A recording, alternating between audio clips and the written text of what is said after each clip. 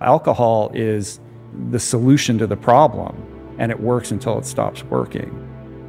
Even though I had accomplished certain things as a swimmer and had sort of distinguished myself academically, I was still very much a navel gazer. You know, I couldn't talk to a girl. I just wasn't comfortable in my own skin. Yeah. I felt like, and you hear this in AA a lot, like everybody else had the rule book for life, and I was sitting on the outside, like marveling at how people seem to, you know, gracefully navigate the world, where I just felt, you know, anxious all the time. And alcohol solved that problem. Like, I have a lot of love for it. Like, it gave me social tools that I lacked and taught me how to be a social animal in a social situation. Suddenly I could go to a party and crack a joke and flirt with a girl and do all these things that were beyond my capacity to handle prior to that.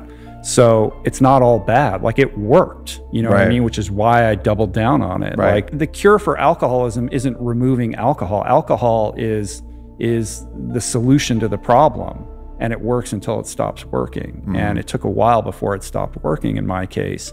But the ism remains once you remove the substance. You can't blame anyone else, and it's not about anything external. It's only about your relationship with you. And you're still going to be, you know, impulsed by your innate biases and however your hardwiring has set you up to, you know, perceive the world. But you get that extra little moment of recognition to course correct, you know. And I would say that I become, you know, I got sober in '98. So I've been in this thing for a long time. And when I came in, I just thought, oh, it's drug addicts and alcoholics. That's what addiction is. But I've become convinced that addiction lives on this massive spectrum. And we are all victims of addiction on some level, some mild and some extreme, from, you know, the guy lying in the gutter with a bottle to the guy who can't pull the needle out of his arm, to the compulsive scrolling while we're taking a you know, or the guy who, or the woman deep. who that one runs deep goes, who goes from bad relationship to bad relationship, you know, repeating a certain pattern because there's something about that they can't, there's a compulsivity to that they can't control. So I think thinking about addiction more broadly makes it applicable and instructive and useful for people as they develop enough self-awareness to have objectivity on how they maneuver the world and the daily habits that they continually find themselves, you know, falling prey to that are leading their lives in the wrong direction. And the impulse to addiction, the way that we're wired, it doesn't have to all be bad, because I knew someone, I dated her before I got with my wife, and her name is Maya, and we actually did a podcast on gratitude. And what I found about her is she had a daily gratitude practice that was unbroken for 7 years. And she was addicted to gratitude, like literally addicted to gratitude. And it was amazing. She was such a happy person. She forged that addiction. But it is a practice, right? Absolutely. So it didn't come, she didn't necessarily wake up feeling grateful, but by dint of, you know, her allegiance to that practice becomes that which she aspired to become. And it was a 30-minute practice. Like, it was like a legit practice that she did. She had a whole curriculum that she had developed, and being grateful for different aspects of her life. And so that's possible with the same mechanism that drives people to all of the things that you mentioned prior. The same mechanism can kick in and get you addicted to those things. The kind of final chapter in my alcoholism, just to disabuse everybody of any kind of romantic Bukowski notion of what it was like. I was not, you know, penning the great American novel or doing anything creative. I was by myself, drinking alone, often waking up in the morning and having a vodka tonic in the shower, and working as a lawyer and trying to sneak drinks throughout the day. Like, it was exhausting. It was sad and lonely. I had burned bridges with friends. I was unreliable. My parents didn't want anything to do with me. And, you know, ultimately, I had a marriage that ended on the honeymoon. Like, I created a lot of chaos and wreckage and destroyed a lot of relationships, and just became, you know, irresponsible, unreliable member of society, living like 2 blocks from here sleeping on a bare mattress on the floor of a apartment with no furniture, and the phone wasn't ringing.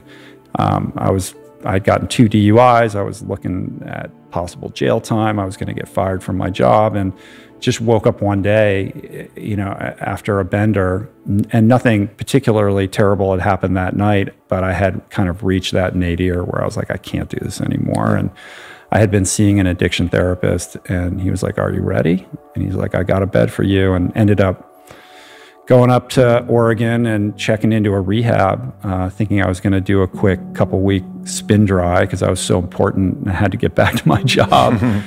And, had this epiphany, coming to there that my best thinking, I thought, oh, I'm the smart guy. I was literally, institutionalized. And that landed on me like a ton of bricks. And I just realized, like, I better figure this out because the future is not looking bright. And started opening up and taking direction and listening and letting go of how I thought things should be. And for the first time was honest about the things that I was doing and the ways that I was behaving. And I remember a counselor telling me, like, you have a case of alcoholism that we typically only see in like 65-year-old men who come in here who have been drinking for the better part of their lifetime. And if you don't get this, like, you're probably going to die. And he just said it so point blank, like, I'll never forget it. And it scared the shit out of me. So he said, I think I know that you think you're going to spin out of here in 28 days, but we think you should stick around. And I just said, I'll stay here as long as you think I should be here. And I ended up living there for 100 days, which is kind of a long time to be in rehab. Sure. But that saved my life. There's so much capability that resides within all of us. And, like yourself, I've had the privilege of sitting across from so many people who've done extraordinary things, and you see the humanity in all of them. I mean, we project this superhero quality onto all these people, but they're all just human beings who had a dream and worked hard to achieve it. And it's inspiring to really own and grasp the idea that we're all sitting on top of deep reservoirs of potential that remain untapped, and our job is to figure out how to authentically connect with that voice that is telling us to unlock something and share it with the world. And if you can do that and then share that story and tie it in some way to service as a teacher, or in some way that can inspire other people or pave the way for a better world, I mean, that to me is the recipe for a good, purpose-driven, fulfilling life. I'm much more focused on what I'm doing today and how I can, leverage these tools that I've learned to ameliorate, the disease as it rears its head, and other kind of behavioral stuff. Like, it's very rare that I would crave alcohol these days. Like, I don't think about it. It's been so long, but I still have the ism, and that pops up in all kinds of ways and makes me an asshole, or resentful, or frustrated, or grinding on this problem. Like we were talking when I walked in, like, we're both enjoying amazing lives. Like, we're very privileged to get to do what we get to do and meet these amazing people and support our families, by doing it. So why don't I wake up inherently grateful every day? And it's like, that's what I use most of my mental energy trying to, focus on. When you are telling yourself, that you got to keep going, you need to suffer more, because this is about suffering tolerance. Ultimately, you have to coach yourself. You have to be a good coach to yourself in this process, because it is very, very much mental. What's your kind of inner monologue as the inner coach of yourself in these points where you need to push yourself through the suffering? I think for me, it's all about being present and comfortable with the discomfort. I think if you get caught up in, like, I got to make it to here, or, I'm thinking about some destination, then it detracts from your ability to get there, because you can't get there if you're not anchored in the moment that you're actually in.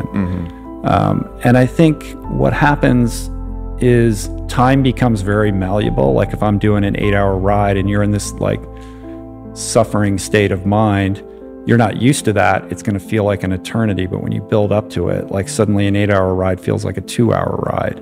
So there is a weird thing that happens with that I think any endurance athlete would recognize. But for me, it's about it's always bringing myself back to the present moment. Yeah. And not trying to run away from it or distract myself from it.